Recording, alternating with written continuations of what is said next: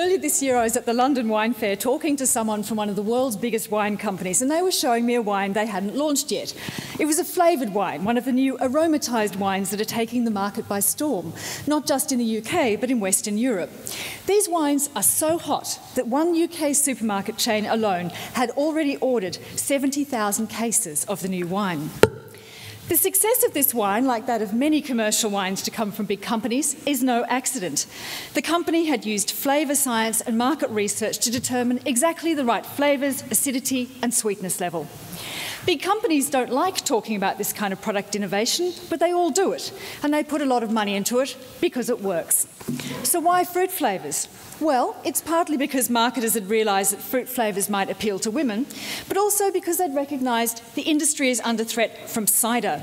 Cider is the fastest growing beverage category in the UK and the US, and in the UK market, fruit flavoured ciders are experiencing double-digit growth. But guess who's the biggest consumer of fruit-flavoured ciders? It's women. And who are the biggest consumers of fruit-flavoured wines? It's women. So all of this flavour and marketing research is aimed at luring younger women back to wine, and it works. So then I asked, what products are you developing for young men? The executive didn't say anything for a moment. Nothing, she said eventually. We just assume that young men will drink beer and they'll drink wine when they're ready. Which made absolutely no sense to me because cider isn't the only alcohol category in growth right now. There's another one. It's craft beer. Craft beer magazines are proliferating, column inches are growing, competitions are on the rise. In the US, more than 80% of craft beer drinkers are male. In the UK, it's about 65%. They're predominantly under 35. They're looking for flavour, authenticity and high involvement, which should make them perfect wine lovers. But the wine industry's reaction is to wish the guys well and look forward to seeing them when they start drinking wine. And they've gone back to women. This year, I've visited major wine fairs and a range of regions from Italy to Moldova and Brazil. And almost everywhere I go, I'll find a wine sitting on the table that looks different to the rest, and I'll make a beeline for it. Often what will happen is the people in the winery will nod knowingly to one another and inform me I've picked up the wine for women. And since I'm a woman, I've just proved their strategy works. Except the reason I've picked it up is either because it's offensively pink or it's the only wine in the place that somebody's actually paid attention to the label. So then I say to them, what are you doing for male consumers? And the answer is silence. Except for one winemaker who waved his hand across his lineup and said, for men, we make wine. Which is a curious thing to say in an industry where women buy the majority of wine to be consumed at home, at least in the UK, and around 54% of all wine purchased in the US. If you looked at the wine industry from outside, you'd probably conclude that wine is either genderless or it tips female, because women are the major buyers and consumers of wine, and this is true internationally. But what confounds the issue is that when men engage with wine, they're very, very engaged. They're the ones most likely to turn into geeks and get hung up on scores and vintages. They're also the ones most likely to turn up to tasting events and the ones where the consumer that the trade is most likely to come in contact with. And so they're visible because they are assumed to represent the norm. But they don't. Tyler Balliet, the co-founder of events company Wine Riot, which attracts up to 4,000 millennials per event, told me that 70% of attendees are women. An English wine analyst told me very memorably that the under-30s male segment is rolling with tumbleweeds, and yet we don't discuss it very much. It's as though we take men for granted to such an extent they don't need further discussion. So I set out to find out what stereotypes around men are true or not, and to find out some of what I found out, you've got to come to my seminar tomorrow.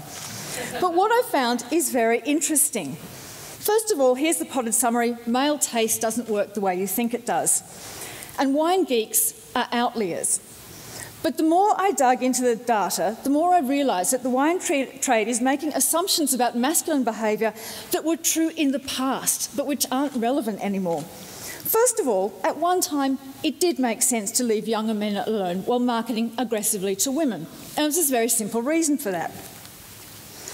The classic life cycle for wine drinkers used to be go to university, get a job, and then get married. What income they had in that early stages wasn't spent on consumer goods because shopping wasn't masculine. And then they'd get married, at which point they didn't have any money anyway because their wives would take over the household spending. So one of the reasons that marketers typically targeted their advertising and marketing to women is women have been the ones who made household purchasing decisions. Even the most cashed-up man would be unlikely to buy something like a car without his wife's input. It was only after the shock of the first mortgage was over that men once again had money to spend.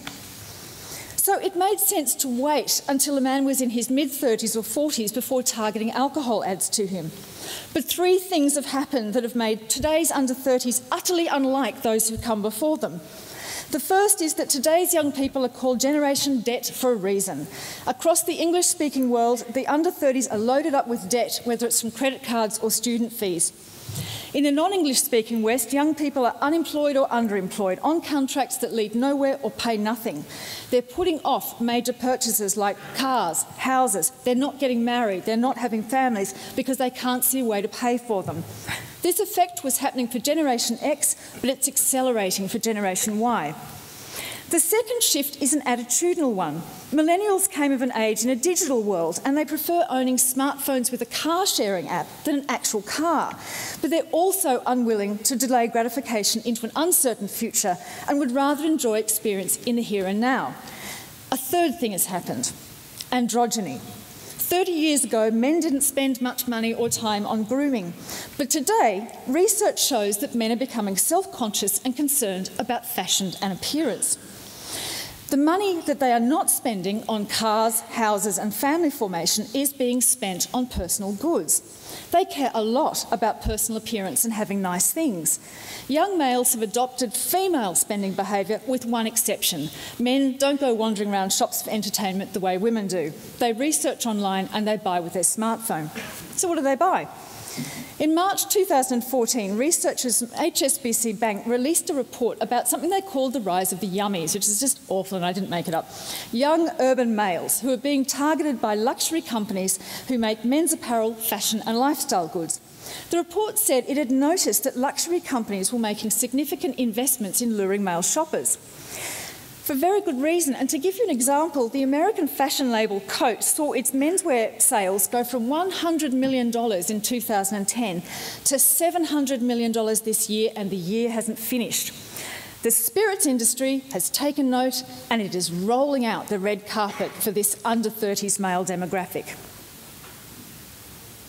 It is in a second. Oh yeah, there is. Okay, so the beer industry has taken note of this. They're putting out well-designed magazines, they're putting on new craft beer places, they're making the hipsters feel welcome. But the wine industry is the one industry that is not opening the door and saying, come on in. And maybe that's a really big mistake, because if other industries are making males feel welcome, they just might stay. Thank you.